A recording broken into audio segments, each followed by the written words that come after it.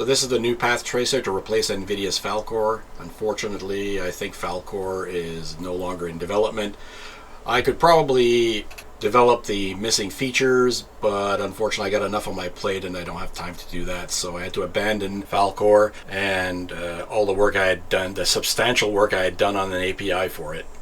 So for the last 3 months, basically a new engine, new API, and this new API has progressed enough to now I can move on to phase 2. This is phase 1. Phase 2 to integrate it into the 3D modeler. So what you're seeing right now is the real-time mode of the renderer. The alternate mode is the non-real-time path tracer. Now, non-real-time path tracer is a bit of a misnomer for this engine, as it is almost just as fast as the real-time. Now, granted, it's not a production renderer, but it gives you a concise impression of what the final will look like. While the path tracer lacks the visual fidelity of a production renderer, it more than makes up with speed. So now we're switching over to the path tracer. The lampshade I'm focusing on right now is too complex to render properly in real time, but once rendered with the path tracer, the more complex material is now able to be rendered properly. So what you can see is the semi-transparent, emissive, transmissive, rough, and metallic material that permits the metal lampshade frame to peer through the lampshade cover. The scene used in this video is taken from a film short called Agent 327 Operation Barbershop, produced by the Blender Foundation.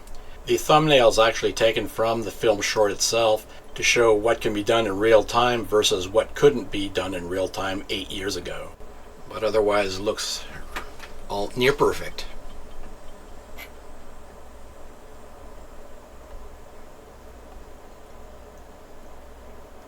So now we're going to go into real time again because I'm going to start moving some lights around. I'm basically going to move the sun to a different position.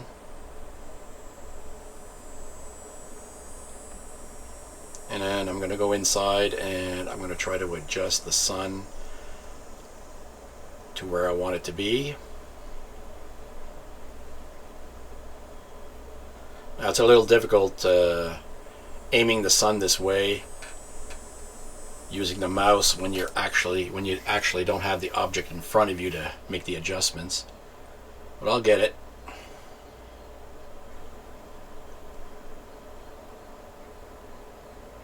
Okay, so I'm just want to show the difference between the real-time and the near real-time path tracer. Is basically the shadows. Those chairs, they look like they're floating a little. They don't look really fixed to the ground. So we're going to go into the path tracer right now. We're going to see the difference of how those chairs and basket look more grounded in the different rendering mode. So now it produces far stronger shadows. As you can see, the material with the reflection and the shadows make the objects look very well grounded.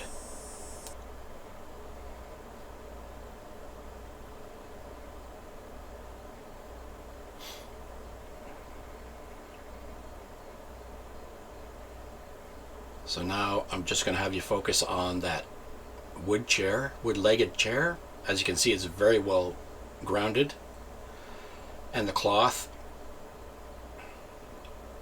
well, the cloth is not grounded, but you can see the distance from the wall.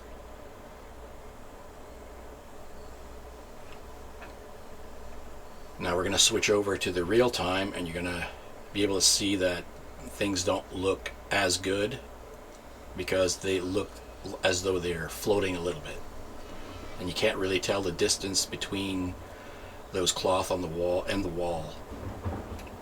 Well, all of these aspects have an impact.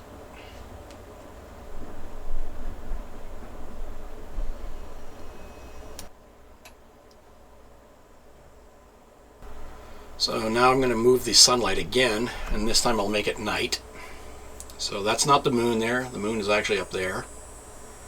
And that's not Beetlejuice, it's actually a spotlight. I want to have some light coming in to the space so that it looks like some exterior light is coming in from a light standard or whatever. So while I'll let the remainder of the video run, I'm going to explain what I'm aiming to do in the second phase, phase 2 of this project.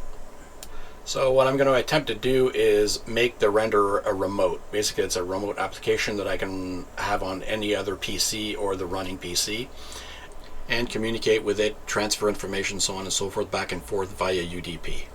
And this technique will allow to have two remotes running, one real-time and one the path tracer, near real-time. And so when I switch over from the real-time to the non-real-time, which I would probably do often, there will be no lag. Well, no delay, not lag. In any case, it's all an experiment. And since I've already developed the UDP protocol, a form of UTF-8, which is already heavily used in the API in the reading and writing of the mesh files, so I might as well recycle that same technology for the communication between the modeler and the renderer. So enough said. I just wanted to give an update of what's been going on. As times between updates are lengthy, I just wanted to put out something. So I guess phase 2 will be the next video, and I just want to say thanks for watching.